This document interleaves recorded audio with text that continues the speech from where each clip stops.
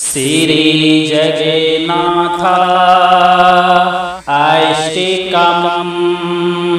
कदाचित् कालिन्दे तत् विपिन संगीत तरलो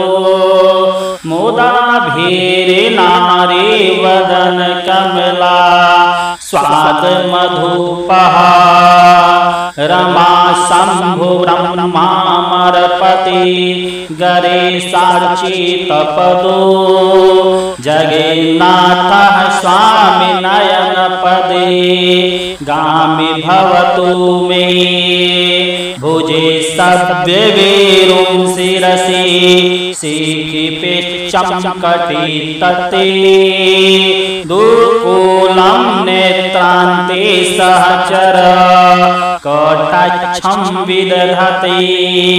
सदा श्रीमद्वृन्दावन वसति लीला परिचयो जगन्नाथ स्वामी नयन पदे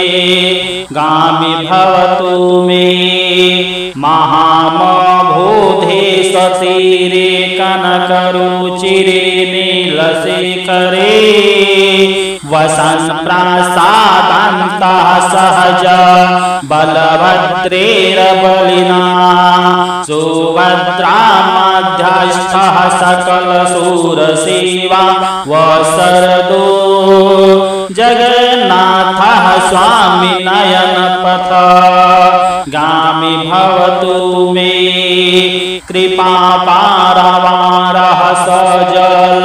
जलद श्रीरुचिरो रमावारे रामहेश्वरदयमल पङ्केरुह मुखः सुरेन्द्रेराराध्यः श्रुतिगरशिखा गीतचरितो जगन्नाथ स्वामी नयन पथ गामि भवतु मे रथारूढो गच्छन् पथि मिलित भूदेव पटलेह स्तोते प्रादुर्भावं प्रतिपदमुपाकैर सदयः दया सिन्दूरबन्धुः सकल जगतं सिन्धुसूतया जगन्नाथः स्वामी नयन पथे गामि भवतु मे परं ब्रह्म वीरः कुवलै दलुताफुल्लनयनो निवासी नीलाद्रो नेतचररुनन्तः शिरसि रसानन्दिराधा सरसवपुरालिङ्गन सुखो जगन्नाथः स्वामी नयन पथे गामि भवतु मे न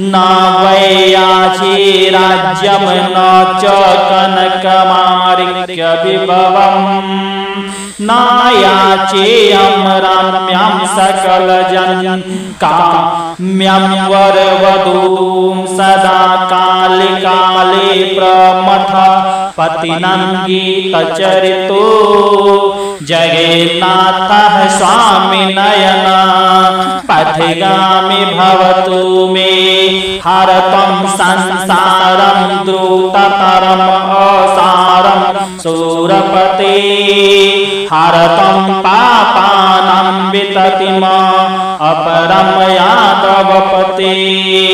अहो दीननाथे निहितचर निश्चितमेतं जगन्नाथ स्वामी नयन पथे गामि भवतु मे जगन्नाथाष्टकम् पुण्यमयः पठेत प्रयतः शुचिः